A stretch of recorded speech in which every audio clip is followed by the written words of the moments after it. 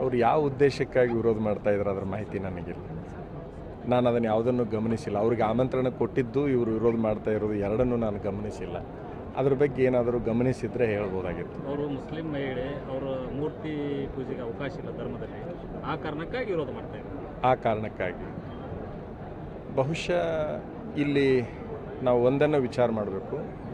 ಯಾವುದೇ ಒಂದು ಕಾರ್ಯಕ್ರಮದ ಉದ್ಘಾಟನೆ ಆ ವೇದಿಕೆಗೆ ಬರುವಂಥದ್ರಲ್ಲಿ ಒಂದು ಜಾತಿಯನ್ನೇ ಗುರಿಯಾಗಿಟ್ಟುಕೊಂಡು ವಿರೋಧ ಮಾಡ್ತಕ್ಕಂಥದ್ದು ಸರಿಯಲ್ಲ ಅನ್ನುವಂಥದ್ದನ್ನು ಹೇಳ್ಬೋದು. ಯಾಕಂತಂದರೆ ಈ ದೇಶದಲ್ಲಿ ಎಲ್ಲ ಧರ್ಮಗಳು ಎಲ್ಲ ಜಾತಿಗಳು ಒಂದು ಅಂತಕ್ಕಂಥದ್ದನ್ನು ನಮ್ಮ ದೇಶ ಸಾರಿ ತೋರಿಸಿದೆ. ವಿವಿಧತೆಯಲ್ಲಿ ಏಕತೆಯನ್ನು ಕಾಣಬೇಕಾಗಿರುವಂಥ ದೇಶದಲ್ಲಿ ಜಾತಿಯನ್ನೇ ಆಧಾರವಾಗಿಟ್ಟುಕೊಂಡು ಅವ್ರನ್ನ ಉದ್ಘಾಟನೆ ಕರಿಬಾರ್ದು ಅನ್ನುವಂಥದ್ದು ಬಹುಶಃ ಅಷ್ಟು ಸಮಂಜಸ ಅಲ್ಲ.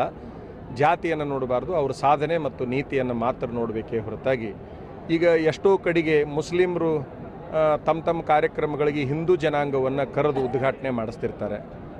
ನಾವು ಬಹುದೇವೋಪಾಸನೆಯನ್ನು ಅವ್ರು ನಂಬೋದಿಲ್ಲ ಅಂತೇಳಿ ನಮ್ಮನ್ನು ಕರಿಲಾರ್ದಂಗೆ ಏನು ಬಿಟ್ಟಿರೋದಿಲ್ಲ. ನಾವು ಅವ್ರನ್ನ ಕರೆಸ್ತಿರ್ತೀವಿ, ಅವ್ರ ಕಡೆಗೆ ಕರೆದಲ್ಲಿ ನಾವು ಹೋಗ್ತಿರ್ತೀವಿ. ಜಾತಿಯೇ ಪ್ರಧಾನವಾಗಿ ಅಲ್ಲಿ ಹೋರಾಟಕ್ಕೆ ಕಾರಣ ಆಗಬಾರ್ದು ಅನ್ನೋದನ್ನು ಹೇಳಕ್ಕೆ ಬಯಸ್ತೀನಿ.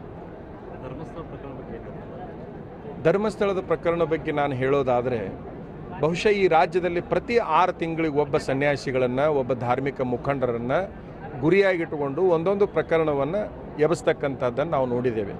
ಬಹುಶಃ ಈ ಹಿಂದಿನವರು ಹೆಸರುಗಳನ್ನು ನಾನು ಹೇಳಲಿಕ್ಕೆ ಬಯಸೋದಿಲ್ಲ. ಆದರೂ ಒಟ್ಟಾರೆ ತಮಗೆಲ್ಲ ಗೊತ್ತಿದ್ದ ಹಾಗೆ ಭಾಳ ಅಂದ್ರೆ 1 ವರ್ಷ ಹೋಗಿರ್ತೈತಿ, ಒಬ್ಬರು ಯಾವುದಾದ್ರೂ ಪ್ರತಿಷ್ಠಿತ ಧಾರ್ಮಿಕ ಮುಖಂಡರ ವಿವಾದವನ್ನು ಎಬ್ಬಿಸುವಂಥ ಪ್ರಯತ್ನವನ್ನು ಮಾಡ್ತಾರೆ.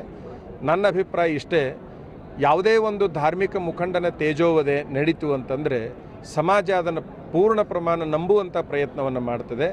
ಅದನ್ನು ಪೂರ್ಣ ಪ್ರಮಾಣ ನಂಬುವ ಪ್ರಯತ್ನವನ್ನು ಮಾಡಲಾರದೆ ಶೀಘ್ರದೊಳಗೆ ಅದನ್ನು ತನಿಖೆಯನ್ನು ಮಾಡಿ ಸತ್ಯಾಸತ್ಯತೆಗಳ ಪರಾಮರ್ಶೆ ಮಾಡುವಂಥ ಬುದ್ಧಿವಂತಿಕೆಯನ್ನು ಸಮಾಜ ಮೆರಿಬೇಕು ಅಂತ ನಾನು ಹೇಳಕ್ಕೆ ಬಯಸ್ತೇನೆ.